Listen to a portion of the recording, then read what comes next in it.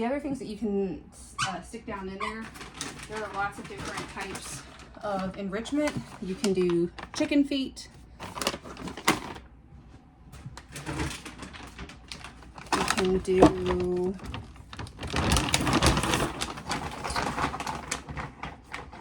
there are like pig's ears. There are cow hooves that you can stuff. This is a pig's snout. This is not going to last very long, but it is very enriching to the dogs. A pig's ear as well. We also have marrow bones. These are unstuffed. I could stuff this, freeze it if I wanted to, exactly the same way as I stuff at home.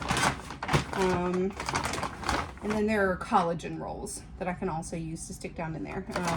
Now I don't use rawhide or anything like that for my dogs, but I do use collagen, defizzle, tracheas,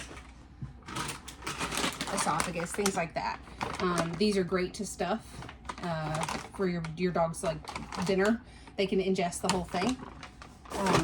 You just want to make sure it's in their caloric budget, that you're accounting for it. And there are also some of these like smaller things that will take up some time that you can pop down in an enrichment item, or you can make just these the enrichment item itself.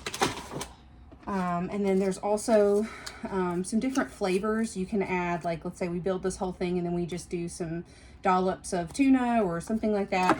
It serves to make it enriching for the dog. All we're looking for is that the dog feels comfortable and is enjoying the experience. So the other one I want to do, and sometimes I will actually water these down depending on what we are using, but I'm just going to build this one out with little dollops of enrichment, and I'm going to freeze it.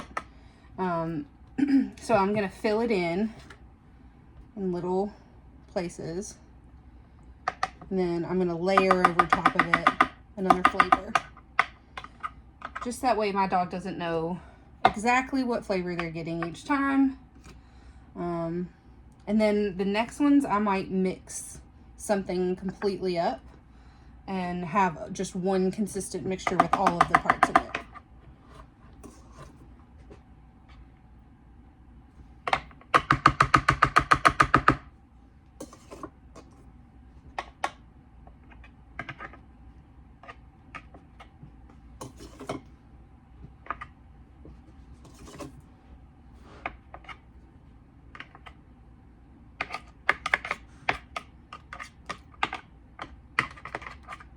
You can also use things like beef stock. That's really good. You just want to make sure you're not using anything with like a high sodium level, because that is not going to be the most ideal.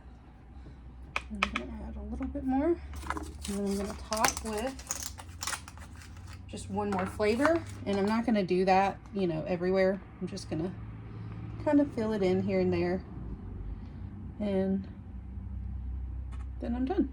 I'm going to freeze these. They'll freeze for a couple of hours, and then this will last my dog for hopefully 45 minutes, an hour, because he's going to want to get at each piece. So you can see there's Greek yogurt, pumpkin, wet dog food, and then the wet pate as well in there. Now, if I had other enrichment items, like my dog can't have chicken feet, but if he could have those could be tossed in there. Hearts, livers, anything that's got a lot of protein, those can also work.